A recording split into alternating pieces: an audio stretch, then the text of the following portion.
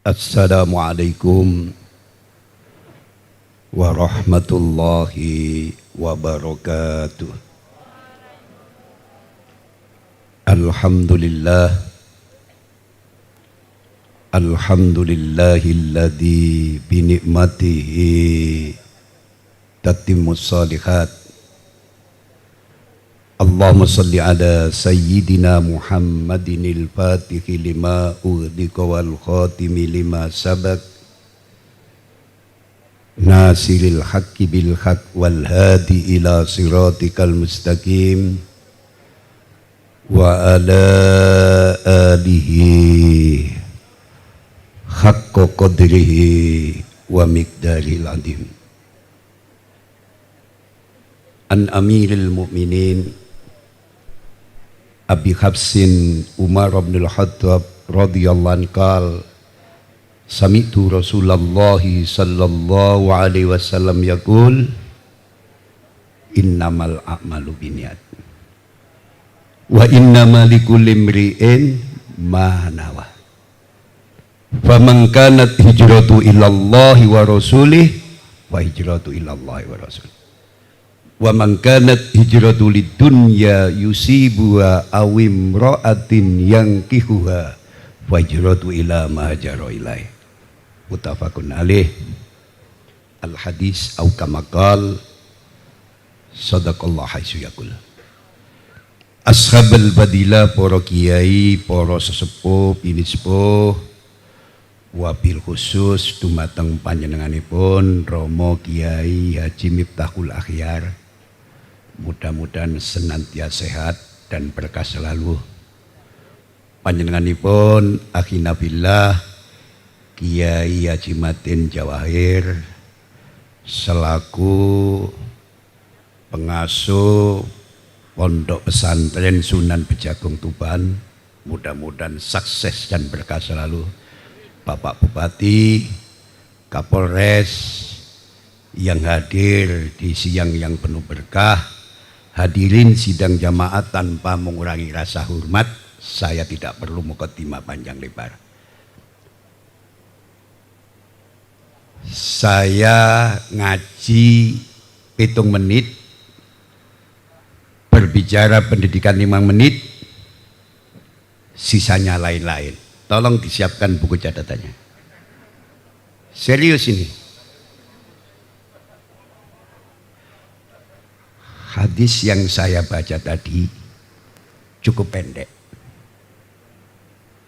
Derajatnya sahih, tidak ada perbedaan pendapat menurut kalangan ahli hadis.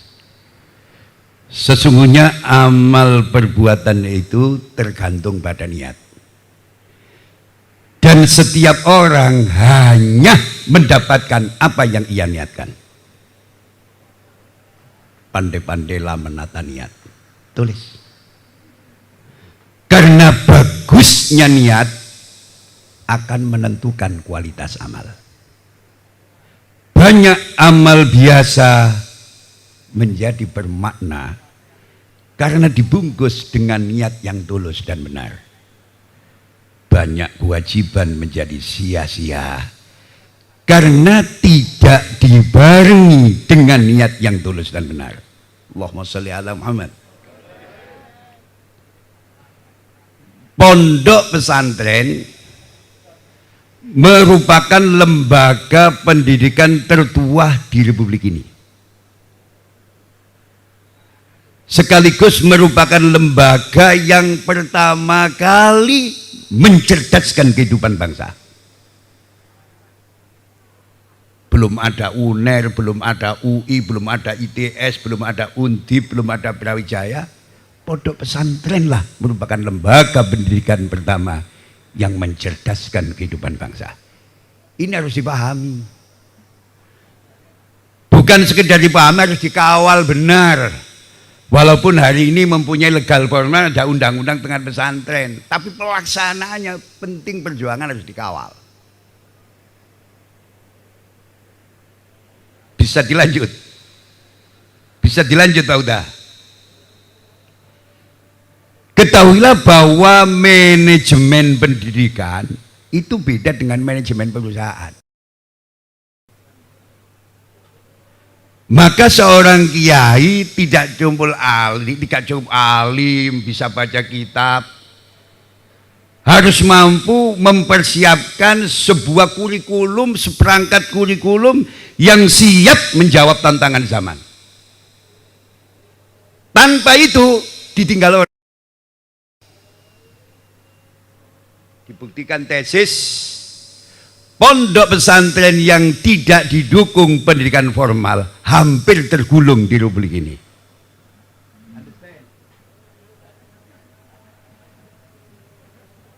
Pondok pesantren sing gak duwe lembaga pendidikan formal hampir tidak laku di Republik ini.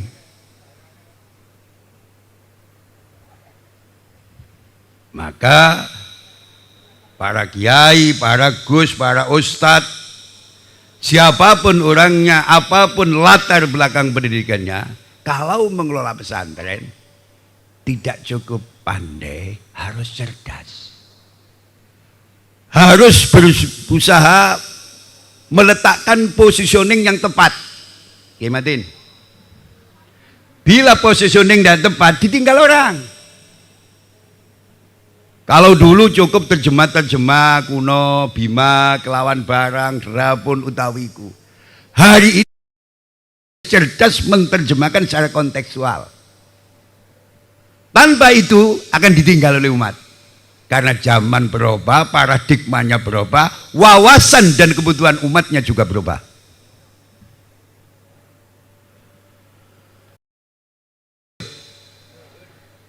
Bisa dinaikkan satu strip. Banyak amal biasa menjadi bermakna karena didukung dengan niat yang tulus dan benar. Banyak kewajiban menjadi sia-sia karena tidak dibarengi dengan niat yang tulus dan benar. Bisa kita lihat bagaimana beliau Mbah Khudori Tegalrejo, bagaimana Syekh Dalhar, bagaimana Al-Walid Al-Arabi Kiai Haji Abdul Hamid bin Abdullah bin Umar. Beliau adalah seorang pendidik yang mampu mentarbiyah santri-santrinya untuk menjadi santri yang kokoh spiritual, mapan intelektual.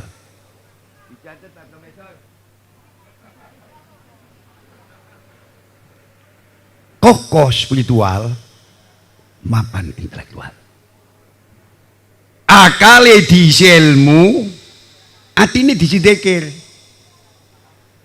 Perpaduan dari dua hal ini akan membentuk pribadi yang ulet, tahan banting, siap menjawab kebutuhan dan tantangan umat pada zamannya. Allahumma sholli ala Muhammad. Kita tidak cukup puas, pondoknya banyak, kita mayoritas. Tanpa kita perjuangkan, kita tata dengan manajemen yang baik, kita akan tergulung oleh kekuatan-kekuatan dari luar kita.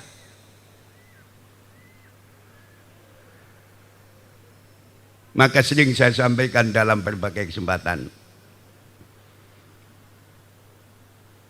mengapa di Indonesia ini Islamnya relatif kuat, sulit dikalahkan. Beda dengan negara-negara lain. Filipina dulu itu mayoritas Islam, digulung orang habis, tinggal di pojok Filipina Selatan. Mengapa di Indonesia 350 tahun dijajah Belanda yang mengusung misi untuk mengkristenkan bangsa gagal? Karena para kiai lah mampu meletakkan akidah yang kuat kepada santri-santrinya. Maka ada satu tesis, sebuah organisasi, sebuah lembaga pendidikan sulit dikalahkan, sulit dilawan dan tetap eksis manakala punya tiga kekuatan. Kekuatan pertama, punya basic kemampanan ideologi. Tulis berapa? Serius. Yang kedua, punya kemapanan kekuatan ekonomi, terutama basis pangan. Mulai PKI yang diperjuangkan itu bagaimana bisa merebut pangan. Yang ketiga, punya kemapanan kebudayaan, terutama punya local wisdom, punya kearifan untuk tetap bersama kekuatan-kekuatan budaya lokal. Maka tidak aneh saudara kita Profesor Amin Rais mengatakan agar Muhammadiyah mau tahlilan supaya masanya tidak digulung orang habis. Tanpa mengurangi rasa hormat, NU masih gak diurusi urip. Banyak cabang-cabang yang gak kerja pengurusi malah ada diurusan cabangnya. Tapi warganya tetap eksis. Apa? Karena punya kemapanan budaya. Ono yasinan, ono tahlilan, ono manakipan, ono istighosah. Itu merupakan tiang penjangga yang sangat kuat kemapanan NU tetap eksis di tengah-tengah masyarakat. Ini saya tulis di satu buku Kiai Amin. Bisa dilanjut. Bisa dilanjut. Apalagi Kiai Matin ini membuat bendera Sunan Bejagung. Saya tadi sebelum ke sini ku sowan dulu.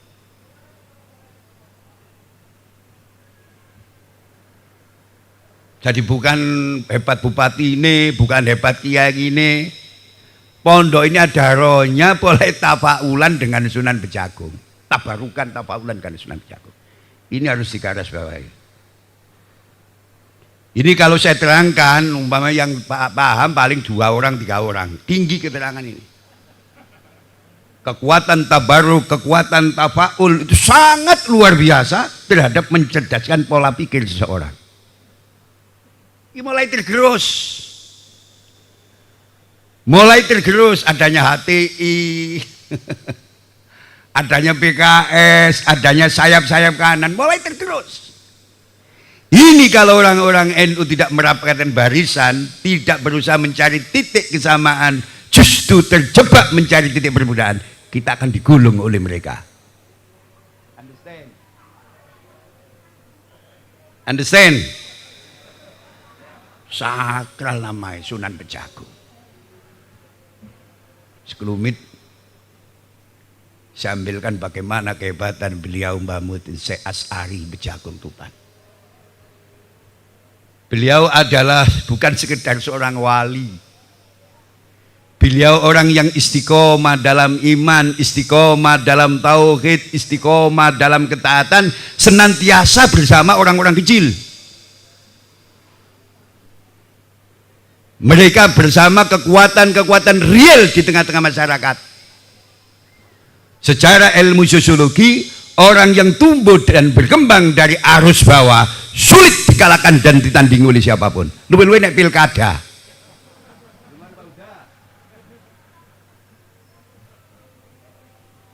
Wis gak perlu pencitraan lah. Saya ingat seorang wali besar pada zamannya Dunnun Al-Misri pernah ditanya oleh salah satu pengikut setianya. Nyambung hadis yang di depan. Syekh, apa tandanya seseorang punya niat baik di dalam beramal? Catetan aja mantu-mantu takon. Apa tandanya seseorang punya niat baik dalam beramal?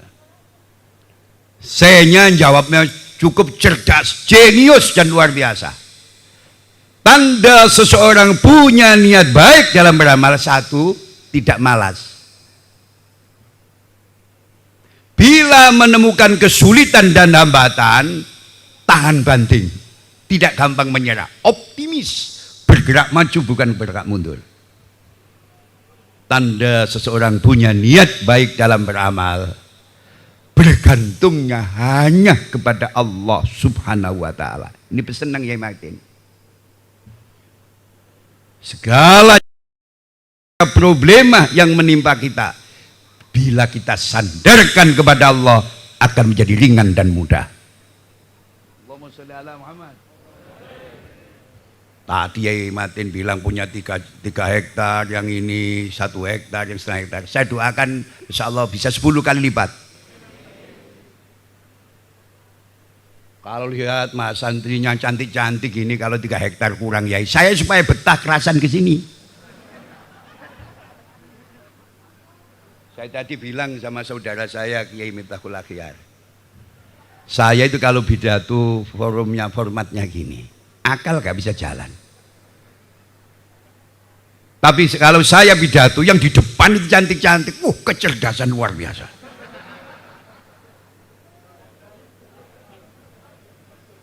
Nah ini ada yang dicantik, yang di samping saya gak bisa melihat itu. Nanti untuk acara lain-lain kali itu gampang kalau saya ngundang saya supaya kerasan betah. Tadi Yai bilang, kok pakai kacamata ya Yai? Ini ikhtiat. Insyaallah ati kula mboten jelalatan tapi moto kula jelalatan. Kula kacamotoi. Nah, itu ada kalkulasi ganda. Nek kacamotoan ndelok lho gak ketara rek. Maka saya pernah ditanya di Jogja itu ada santri yang nakal, Pak Gusali, apa benar orang laki-laki yang nakal melihat wanita cantik yang bukan mahramnya tidak dosa karena pakai kacamata hitam? Ini kiai-kiai itu cerdas. Pertanyaan yang tidak serius tidak perlu dijawab serius. Pertanyaan yang gini gak perlu dijawab qala ta'ala qala Rasulullah, emang dalile. Bagaimana hukum seorang laki-laki melihat wanita cantik insyaallah memakai kacamata hitam, apa tidak dosa insyaallah karena dosanya nempel di kacamata? Saya jawab, oke, kalau you punya pemikiran begitu bagus. Cuma saya jawab, besok kalau kamu mati tidak dimasukkan ke neraka, dimasukkan drum. Terjadi dialog yang panjang dengan malaikat, bilang pernah berjuang di Ma'had Ali, Sunan Pejagung, ya puasa, haji, umroh. Malaikat jamin, saya tidak memasukkan kamu ke neraka, saya memasukkan drum. Pertanyaan yang tidak serius, sekali lagi, tidak perlu dijawab dengan serius. Kiai tidak cukup pandai, harus cerdas, harus bisa memilih dan memilah bagaimana cara jawab bisa mematikan orang yang bertanya. Yang kedua, Dunun Al-Misri ditanya, sedangkan tanda orang yang ikhlas dalam beramal itu apa? Kita sawupin untuk dukul didik Pak Profesor ya, sedikit aja. Kamu harus bisa membedakan pertanyaan pertama dan kedua. Apa tandanya orang ikhlas di dalam beramal? Beliau Dunun Al-Misri menjawab, tanda seseorang ikhlas dalam beramal, pujian dan celaan manusia baginya sama saja. Dijokno wong karo dilakno wong padha. Wangeli luwih kelas bupati, wangel kelas kiai, tokoh masyarakat, angel. Secara manusiawi, manusia umum iku nek dijokno wong mesti irunge mekrok, ndase gede. Wajahnya semeringah. Tapi nek dilokno wong kare dikumandu mara mingkup. Irunge kepuret ngene. Tanda seseorang ikhlas di dalam beramal, pujian dan baginya sama saja. Selanjutnya tanda seseorang ikhlas dalam beramal, Allah bila beramal yang dipandang bukan pujian sanjungan masyarakat, tapi yang dipandang adalah wajah keriduan Allah. Lillah. Niki Kiai Matin. Amal iku dirangkati lillah. Nek setate bagus, binite bagus. Tapi nek setate bengkok, waduh, buahnya bosok semuanya.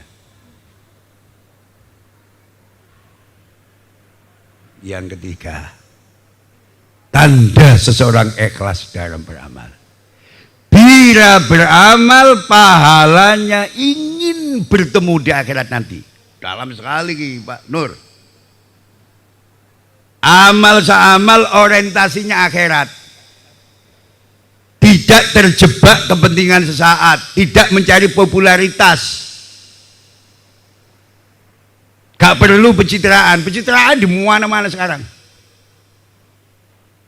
Kadang-kadang sampean bingung, ono politisi-politisi dulinan sampean tanggap itu dulinan. Termasuk insyaallah di-share wong bagaimana Ganjar dengan Puan Maharani. Itu bukan tukaran, dua-duanya supaya terdongkrak suaranya naik. Understand? Wah, mbok gitu, mbok gak apa wong mutuban. Iku tukaran nih. Dari ini akan melahirkan Masya Allah pendukung-pendukung sekaligus cek sound. Seberapa jauh pendukungnya, seberapa jauh orang yang merhatikan, siapa saja yang beda dengan ini, itu dicek. Lebih-lebih menurut teori ilmu komunikasi,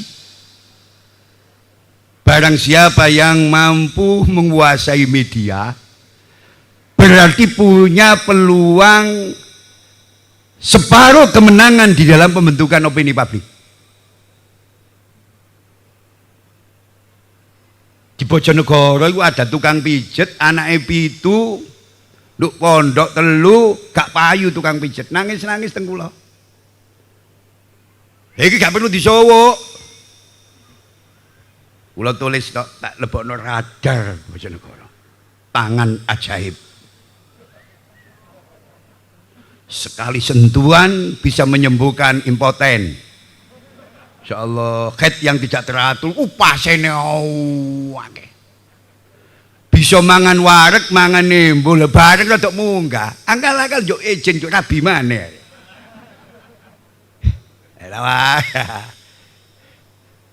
Nek wis duwe piring nak, ojo ngorek piring liya.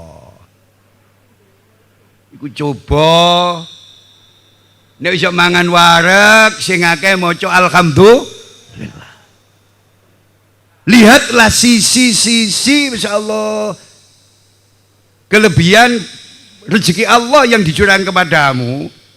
Di sana itu ada sebuah PR besar.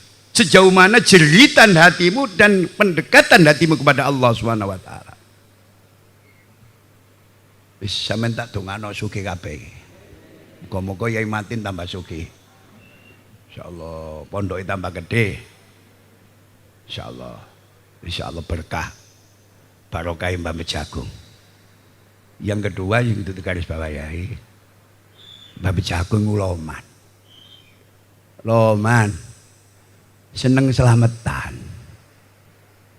Mulai mbok menawa meneh-meneh ana acara. Saestu niki budaya Sunan Bejagung itu kenduren. Napa ya? Kenduren.